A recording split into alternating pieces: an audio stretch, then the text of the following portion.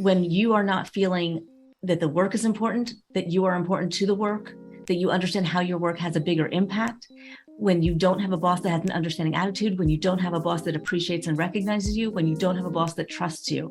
So all the same things that were happening before that caused disengagement, we're now just calling it quiet quitting. Good morning, good life. Welcome back to Detail Therapy. What an exciting day this is. It has been so long since I have had somebody on the show to have a really interesting conversation with, and we are finally doing it today. And there was really no better person to make this comeback with than my dear friend, Michelle Tillis Lederman. You might remember her from a previous episode on the show, but she is a fabulous leader in the business space. She's a connection creator, a speaker, trainer, coach, author, and CEO.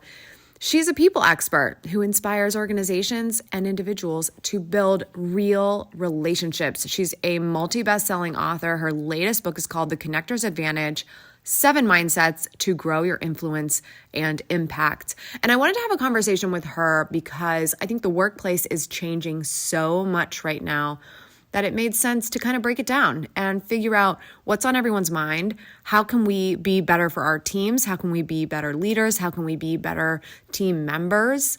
And what does it look like to actually care about that at all? I was very inspired by this because I also just recently posted on YouTube a video about quiet quitting.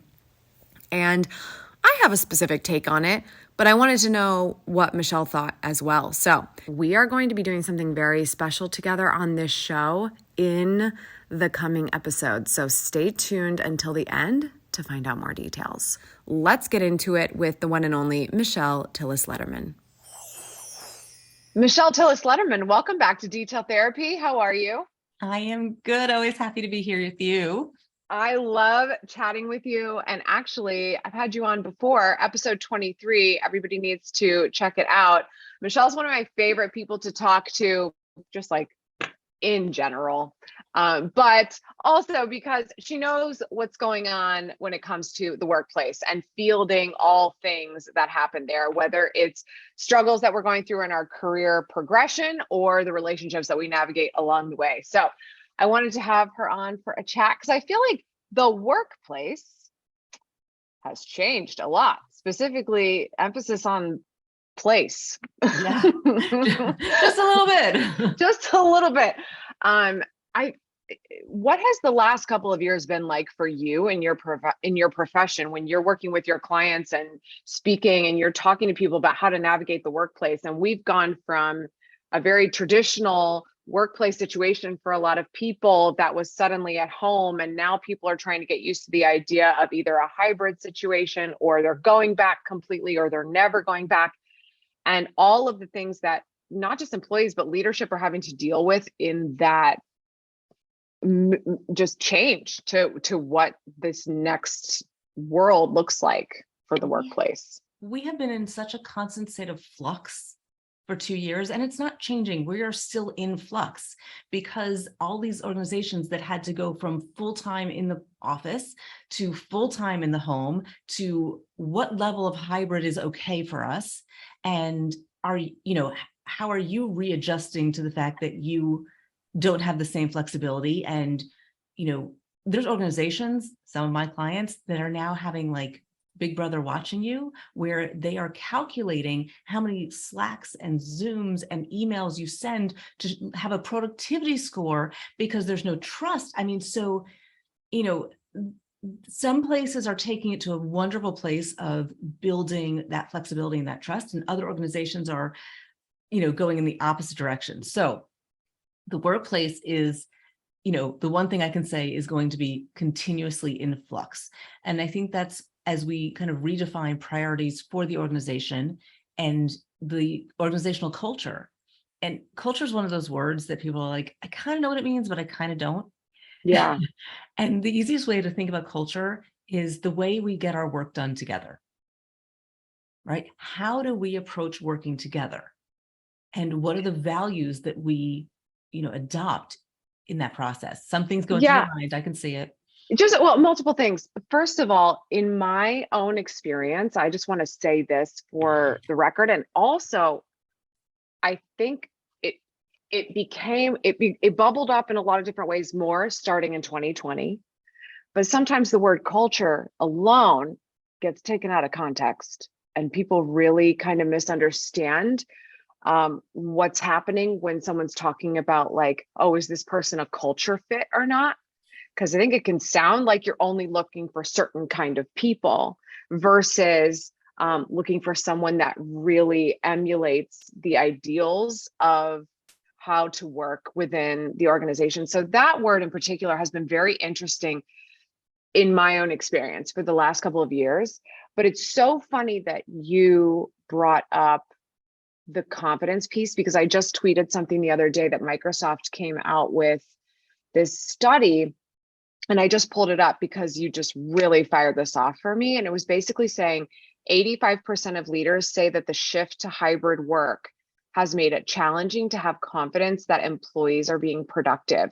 And it's so fascinating because Microsoft is telling you, hey guys, so we're tracking calendar invites, we're tracking email, we're tracking all of Teams and all these things. And the numbers are up. They're way up, guys. But you're saying because you can't count necessarily on seeing somebody working behind that wall, that you're not sure they're being productive, and they're calling it productivity paranoia. And I thought, how fascinating that that's what this has come down to, that somebody's, as a leader, is really worried about their team because they can't see them, but they're counting mouse clicks or they're counting what have you. I mean, what the heck do you do about that? Well, it's actually causing workplace anxiety. I have a coaching client who had a big job and came to me, and this is one of the organizations that has the productivity score. And she goes, I've always been in the top quartile and I dropped, and I'm still in the top, but I'm at the lower end of the top. And I feel like I'm being underutilized. And she's going into a panic and causing stress. And this is not where we're in a workplace that feels where there is trust, where there's psychological safety. And when we have those things, we engage better, we embrace, we are more productive. When we are given the freedoms, right, and the trust, we want to prove worthy of it. And so it's kind of like, I always say, you have to give trust to get trust. Yeah. And if you are saying you don't have trust, well, then I don't trust you either. So it's going to work in reverse. So for those leaders that are saying, how do I know? Well, think about what success looks like. It's the same thing you had before. You have deadlines, you have results. What are the results you're looking for? Answer the question when you give an assignment. What does success look like? That is like, if you take nothing else away from our conversation today, take that question, write it down, and make sure you answer it for anybody you're giving a delegation to. And success might be a time frame. Success might be quantifiable. Success might be, a reduction in errors. It could be financial. You have to make it really clear, because then you have an evaluative process where you can give effective, feedback / information, which is my other word for feedback, so that people can then use that information in an actionable way. I agree. And I even said, write it down, just because it's not even just for the person you need to delegate to. Look at it yourself and get out of your head. Get out of your head that it's like, I don't know what they're doing. What are they thinking about? I think they've got some personal issues going on, so they must be really distracted. Get out of your head for just a second and just remind yourself, what does success look like? Because I just feel like everything that's happening right now is just taking a lot away from us individually by continuing to go down the road of treating us like we're kids. Like if you have employed somebody who is truly up to snuff on the core values of your organization and can deliver on their expertise, if you were to treat them like an adult and look at what does success look like, are they doing that? If they're not, what are the steps you're supposed to be taking as management and leadership to hold them accountable. Is there paper trail? Are there meetings? Are there touch bases? Are you even asking, like, are you struggling in this area? Is something taking you longer than I even realize? Like, why are we not just having that conversation? Monitoring and milestones. That's what I'm hearing you say, is understanding what the communication frequency and channel needs to be to ensure that we are on our way towards it. We don't want to, I'll never forget when I wrote my first book, and you get your contract and they're like, you have a year to write this book and here's your advance. And you're like, I've got a year. And then all of a sudden it's 10 months and all of a sudden it's 9 months and you haven't written a single chapter. And you're like, oh my God, I've got to write a chapter every 2 weeks if I'm going to meet this deadline. And so when you give something that's too big, then you have no idea. And it goes into this hole.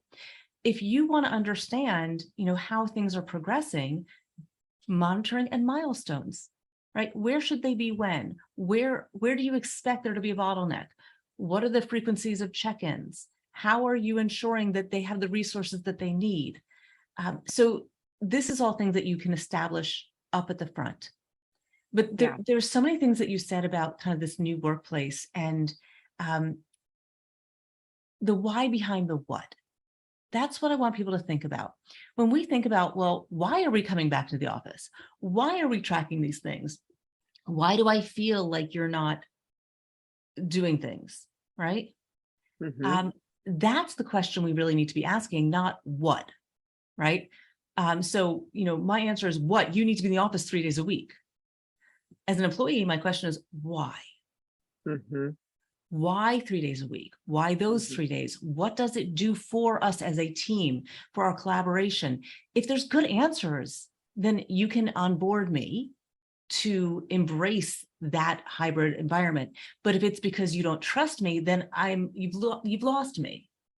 So explain the why for your reasons for your decisions, and you will more likely onboard people to them. I think this is really bubbling up a big buzzword that's happening right now. I think we can thank TikTok for so many buzzwords right now. I'm pretty sure this one as well.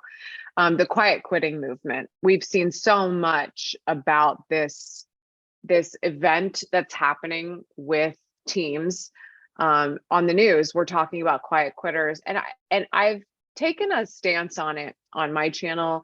I think it's interesting in general. I would love to hear, because I feel like it's very in tandem with what we're talking about here. Because if you're saying, I don't trust you, just do your job and prove to me you're doing your job, I think that's the domino to this quiet quitting situation. What's your take on the whole thing? The truth is, it's got a really nice new title called Quiet Quitting, which is fun, and it's got alliteration. We like to say it, and now it makes the news. It's not new. It's not new. It's what we've been calling for years. We've been calling just disengagement. And I think there's $500 billion a year is lost to disengagement, because if you think about the lower productivity, the sick days, the less effort, all of that stuff, in terms of hours of unproductive time, right? That's disengagement. Quiet quitting. It's just a new word for an old, problem. So disengagement is when you are not feeling that the work is important, that you are important to the work, that you understand how your work has a bigger impact. When you don't have a boss that has an understanding attitude, when you don't have a boss that appreciates and recognizes you, when you don't have a boss that trusts you. So all the same things that were happening before that caused disengagement, we're now just calling it quiet quitting. And we're putting a pretty bow around it. It's not. Yeah. And the funny thing about it is, it's like what I said is basically like, well, quiet quitters are doing you a favor because they're not actually quitting. So we're saying this, right? We're saying quiet quitting, but like you said, disengagement.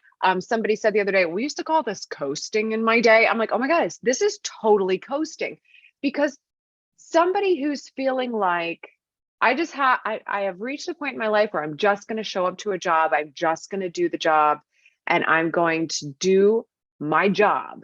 And then I'm going to go home, and I will talk to you at 9 a.m. tomorrow. To me, it's like, it kind of makes sense, but also they're not always going to quit. they're going to say, like, I could say the grass is going to be greener someplace else.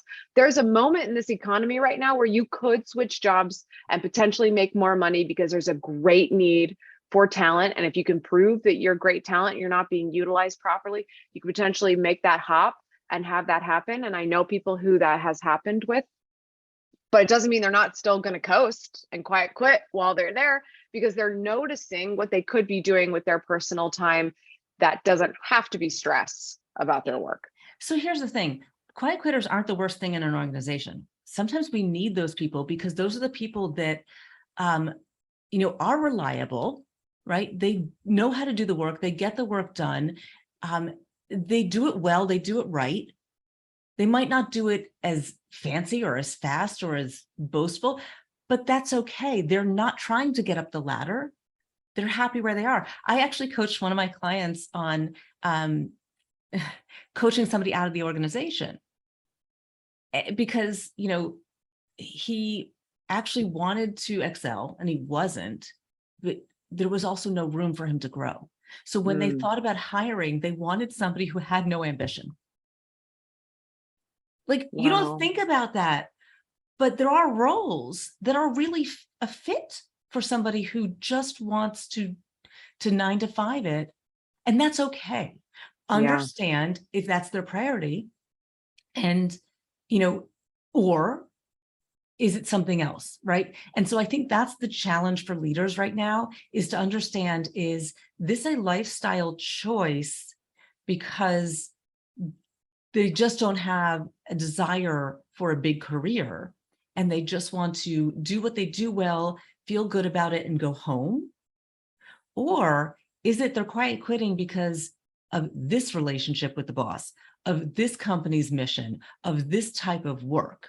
And is there potential for them to engage if we understand what does motivate them, what does get their, fire lit? And so that's the leader's, challenge, and the leader's question is to understand the root cause of the quiet quitting. Yeah, I think that's such a big thing you just said. I'm really glad that you said it, because it had not hit me in the same way. And I also would like everyone to know that I specifically did not ask Michelle what her take was on quiet quitting before she came on. So if we sound a bit in agreement, it's not on purpose. I wasn't sure. But it's just funny to me that makes so much sense, because how someone's being assessed as coasting or just phoning it in or whatever is totally to do with what the leader's agenda is. And that's it. Yeah. I was going to say, I'll take the flip side of it as well. Because, I always believe that it's a leader's job. But another thing I always say is, if you're not engaged at work, don't blame the boss, blame yourself.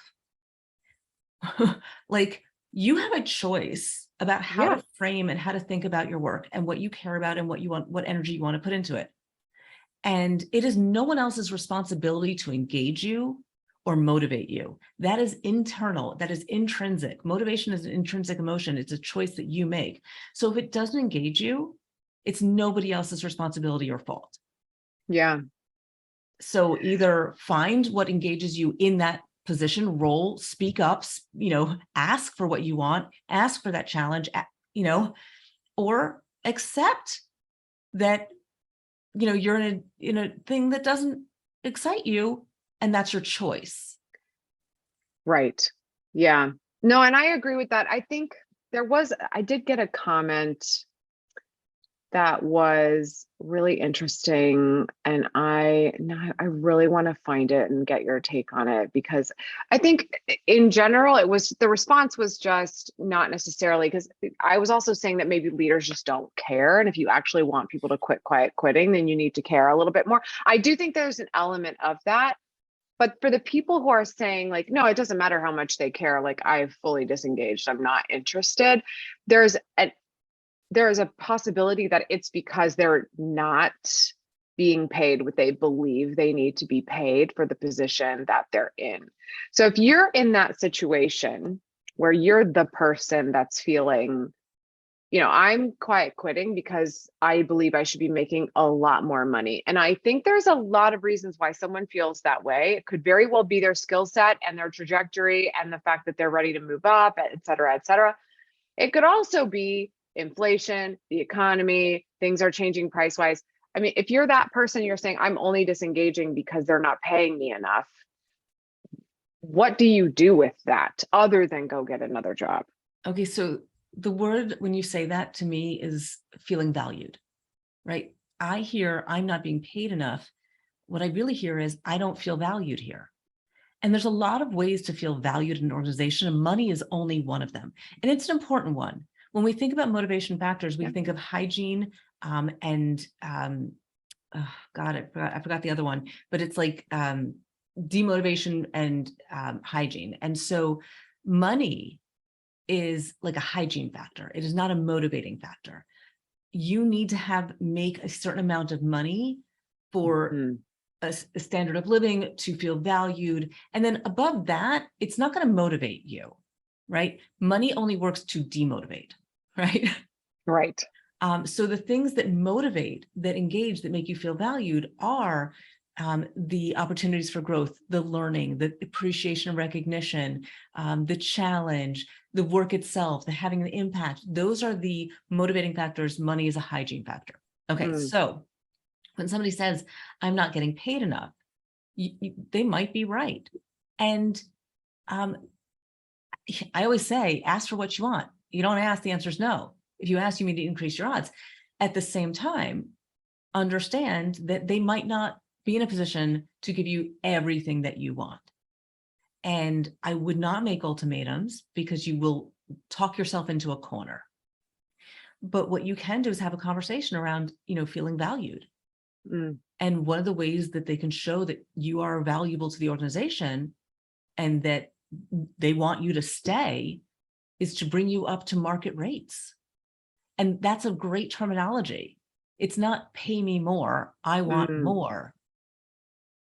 It's, I don't want to leave, but I know my worth in the marketplace and I don't feel like I'm being paid market rates, right? So this is language that you can use for that specific topic. But as leaders, when you get that person who's coming to you and you might have your hands tied and you might say, okay, in 6 months, I am going to get some budget and I'm going to fight for you to get it, but I might not be able to do that right away. The next question can be, what else can I do to make you feel valued? A million times what you just said. I always try to remember that if I don't want them to think, my team, let's say as a leader, if I don't want my team to think that money is the whole thing, because eventually it becomes the whole thing if you do not pay any attention to anything else. And that's what it comes down to. And that's kind of what I was getting at with, you need to care. The majority of the time when I sit down for a one-on-one with somebody who's in my organization, it's first of all, it's never a reprimanding ever. It's always so that we can sit down and just talk about where they're at. How are you feeling? What's going on? To the degree you would like to talk about your personal life, what do you want to share? What do I need to know about you? What could we be doing better? Anything in particular that's on your mind? But also, like, what is your trajectory? What are you trying to do with your life? I am not so silly as to think you're going to work for me forever or be in this position for more than 3 years or 4, maybe. That would be great if you wanted that. We don't even live in that world anymore. But asking somebody, where are you going? And actually caring about how can I facilitate you achieving a role that you're interested in or trying a different skill set, or if you need to stay in this role because I can't offer you anything else, but you want experience with something else, how can I help you field that? Does every organization have the ability to do this? Probably not. Does every leader have the ability to do this? Probably not. I think that's what people love to say is like, well, this kind of mentality and this idealism only works in a certain type of company. Okay, fine. But unless you're the leader saying that, I don't know if you're right, because if you haven't even tried to have the conversation with who's managing you, how would you even know? So what I'm hearing is a coach approach, right? I actually hate the word management. Same. It's not cute. Right. So like manage versus lead. And I know we're on video right now, and I don't know if people can hear it. So I'm going to describe the hand motions I'm about to do. Okay. When I think about management, I'm putting my hands in front of me like in a circle, and I'm kind of like holding it together. I'm like, putting my hand on top and like trying to keep it all together and keep it close to the vest, and I'm holding it all in, right? I'm managing it so it doesn't get away from me. Mm-hmm. When I think of leadership, my palms are up and my hands are moving outward and upward. It is supportive. It is forward momentum. It is forward motion. And that is a different mentality for me. So when I think about what you're saying, I say, well, taking a coach approach. Coaching somebody out of an organization can be a really good thing. Coaching somebody out of a role. The worst thing a manager can do is say, you're so great at what you do, I can't lose you. That doesn't make somebody feel valued. Yeah, it's It makes scary them to feel hear. stuck, right? Like, okay, well, let me be less good at this so I can do something else because I'm bored out of my gourd. Right? So when you think about the people who are on your team, who are quiet quitting, who are disengaged, have a coaching conversation with them, right? What is the thing, your favorite part of your day? What's the one thing that you would want to change? What's the one thing you would want to work on if you had your druthers, right? Like, ask a couple of those questions and then say, hey, here's what I can do for you. And I don't know if it's going to be here. Right? I love that. But when you, as a leader, tell somebody that you care about them as a human and what they care about, that is what we call connected leadership. Or at least that's what I call connected leadership. And people don't work for organizations, they work for people, and they don't quit organizations quietly or otherwise. They quit people. Yeah. And because that's really what influences how they feel on a day-to-day basis is got to deal with that person. So if you say, you know what, hey, this might not be it. Let's think about, where you might be able to go internally or externally. And let's think about who you think might fill your shoes. And let's have a succession plan for me and for you.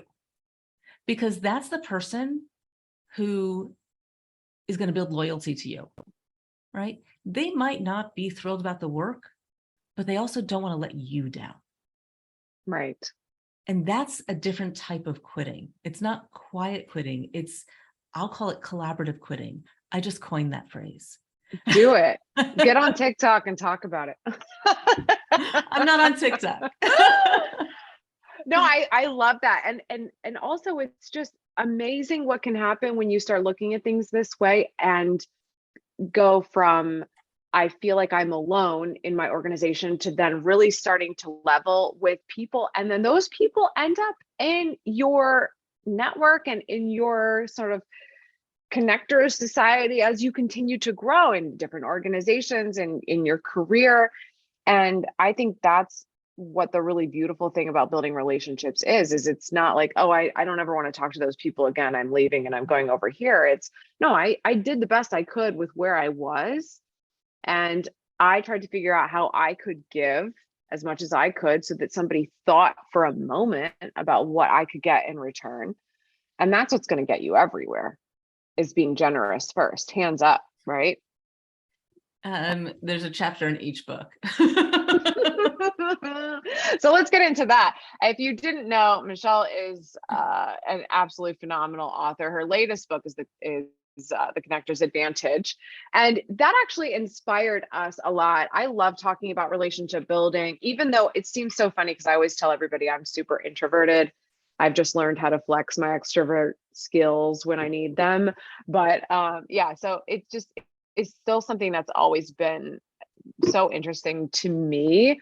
But Michelle's not just thinking about the relationships that you build along the way, but it's about how you're working through all of these challenges and evolving in your career and in the workplace as you go. Anyway, we were talking about how much we can just chat about this all day long. And I thought, wouldn't it be cool if Michelle came on Detail Therapy a little bit more often, because we like to talk anyway, so it's great, and field your questions. So here's what's happening next time you hear Michelle on the show. We're going to have the Connectors Corner featuring Michelle Tillis Lederman. And so you can send a question to our email, or you can pop into the Detail Therapy Instagram DMs, leave us an audio note or a video note. I love getting those for anyone who's adventurous and excited to share. We love getting audio or video questions. And I'm going to throw them at Michelle and see what she has to say. And then maybe I'll have a few ideas too. But I'm so excited for us to do this. As soon as we get some questions, we're going to be having, I think, some really interesting conversations about evolving in the workplace. I love it because, we do come from different, perspectives and even time frames, right? I'm older than you. I know that Zoom has good buffers, but we love Zoom for that, by the way. Everyone. But just to date myself, I grew up in finance in the 90s. Only woman on the trading floor, right? So I'm a Gen Xer, and I worked for a lot of the baby boomers and even the silent generation. So like I have been where there's 5 generations in the workplace and work closely with all of them. And now they're all clients. So I think it's going to be really interesting for us to have dual perspectives on some of the questions that come up on our Connectors Corner, our Career Corner, whatever we want to call it. But yes, I would love to hear the questions and the challenges that people are faced with right now, especially in the flux that we've been talking about that our people are in. How do we now build these relationships when there is no water cooler conversation? And all of those fun things. And I'm at MT Letterman on Insta, so you can send me Insta thingies too. Yes, Insta thingies. Yes, Insta maybe thingies. you can bring your own questions to the party then. Yeah, you guys check out Michelle on Instagram if you want to get your questions straight to her. MT Letterman. We'll link to it in the show notes. I just want to ask you a question because you said it.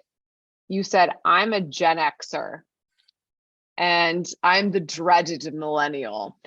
So how much do you think that this over categorization of age groups, I'm throwing my opinion in there, over categorization of age groups is factoring into this whole conversation around coasting in the workplace? I think the generational dynamics absolutely have an impact.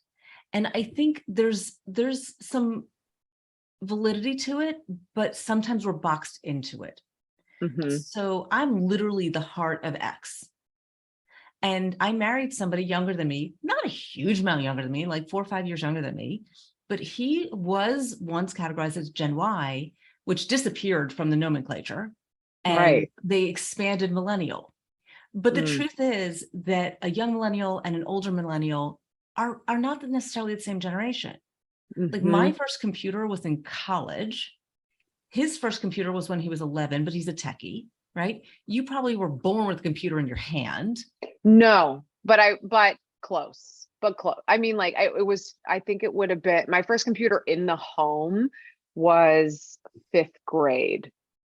I had experienced it at my aunt's house probably a year prior. My mom was a tech teacher before it was cool.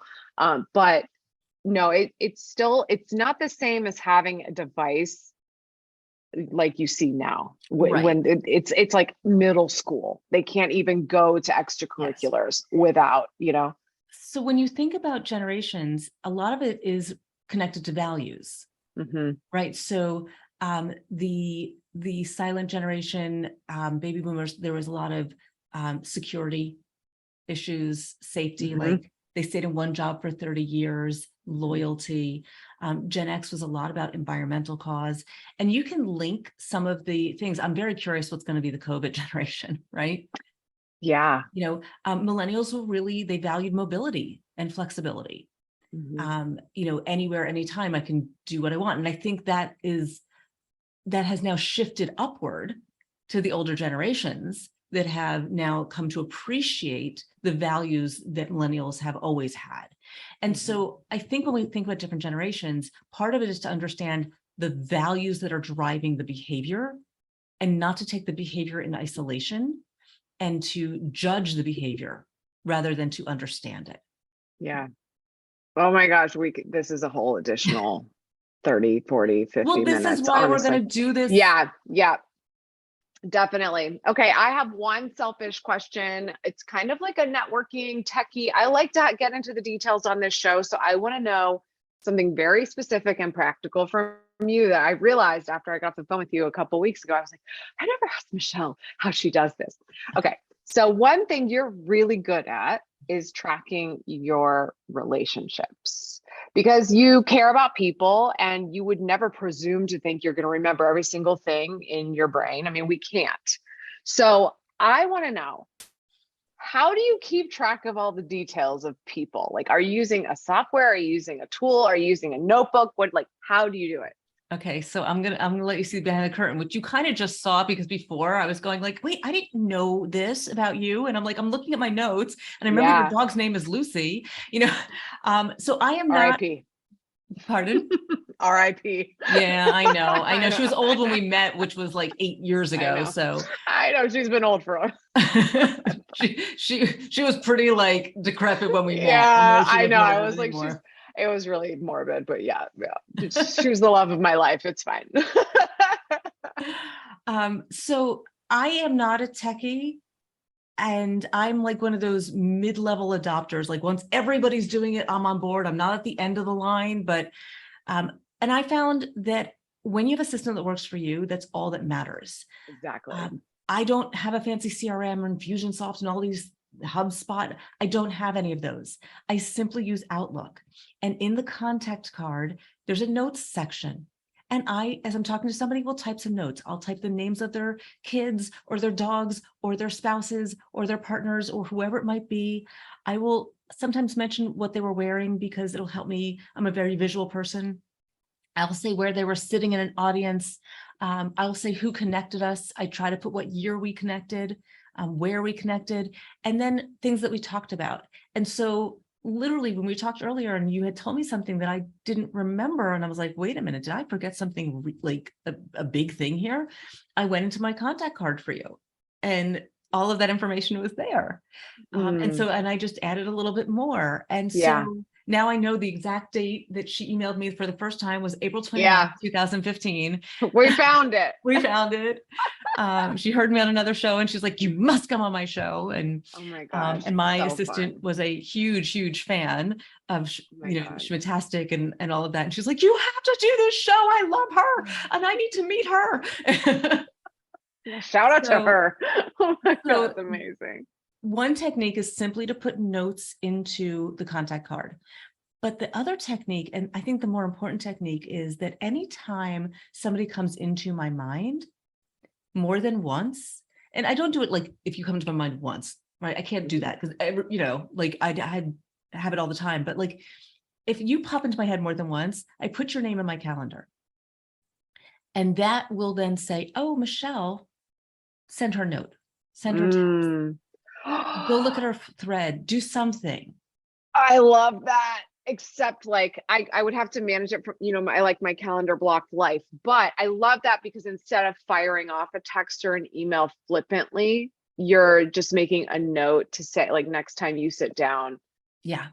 And so I like that. I don't put it into the actual time frame in a calendar. One of the things I use in my Outlook is an all-day event becomes my to-do list. I mark it as free time, but at the top, I want to share my screen with you guys and show you what it looks like. No, this is good.